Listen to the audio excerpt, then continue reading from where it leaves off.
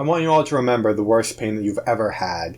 For me, that would be just 1 week ago, when my tooth was in a dire, dire state of infection.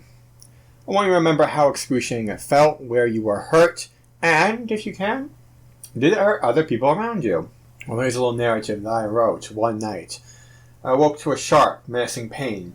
In 2 places I felt as though my teeth were replaced with daggers, digging into my gum, as though the innards of my teeth were filled with molten lead. Let me tell you about pain, specifically how it's meaningful. Pain is meaningful when it can be prevented. Not only that, but when we undergo it, and when we stand to gain from undergoing it. And that is because pain means that there is something very, very wrong with you. Pain serves as an impetus, if you would, a motivation. And until we've suffered enough of it, we probably won't do anything about it. I remember for the first few days of my tooth, well, it tingled a little bit, but I wasn't really motivated to do very much, not until it really felt like a horrible pain. Not until it began to throb and take on almost a sinister life of its own. And so, when I called in, I was too late. Pain would only begin to mount, and the antibiotics weren't kicking soon enough, and so I was left many days and nights sleepless and tormented. But let's say that we don't get rid of it soon enough. Let's say that it can't even be helped. Pain begins to distort and destroy us, very much the same as what ills and afflicts us begins to afflict and destroy us and distort us.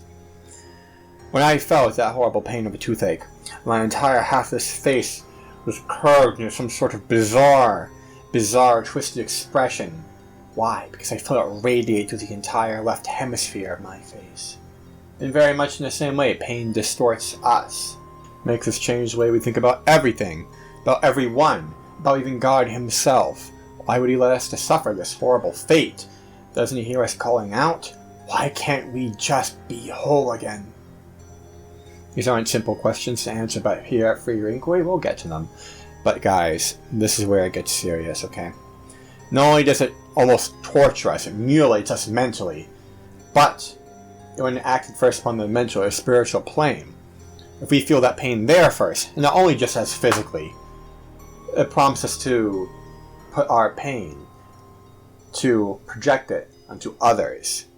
The most angry people in life are those who have felt most wronged, and so they will wrong others as a way to avenge themselves.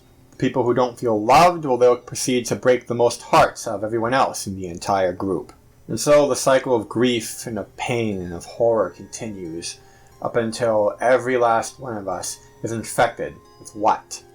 Pain of some sort. That's what it all degenerates into. And that's the fate of humanity if we don't have God, if we don't have our innovation or to help us to patch our own wounds, if we don't have some sort of guidance, then what do we have? We have nothing.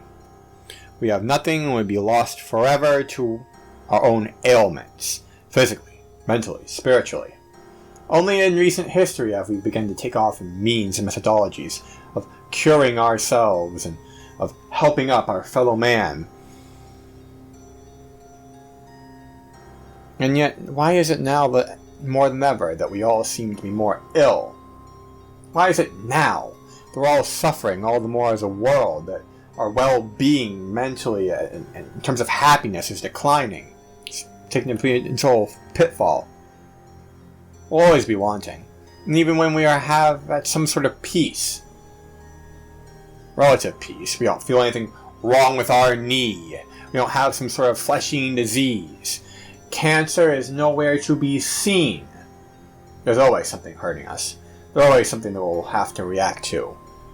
What we want, well, even that can act as a sort of pain, where if our neighbor has more than us and we become envious, the pain will never end so long as we want for better. And it is not bad to want for better. But never, ever shall we ever stop feeling some sort of pain, as nothing is ever enough for us.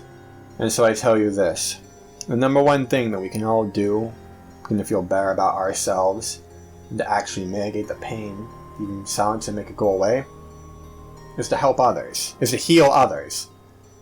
we not only begin to see the best sort of help and success when we actually begin to help ourselves, when we participate in our own rescue. That's one way you can go about it.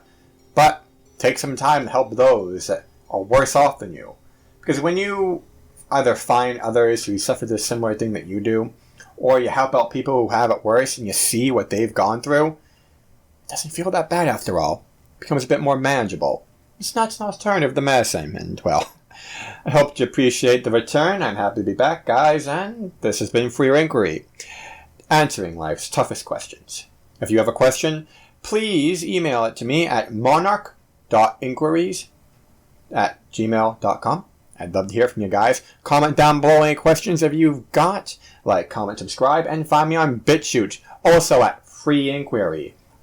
The library, we will be changing that soon, hopefully, and catching up, is going to be Wicked Generation, I believe. Peace be upon you all, and until the next time, guys, great to be back.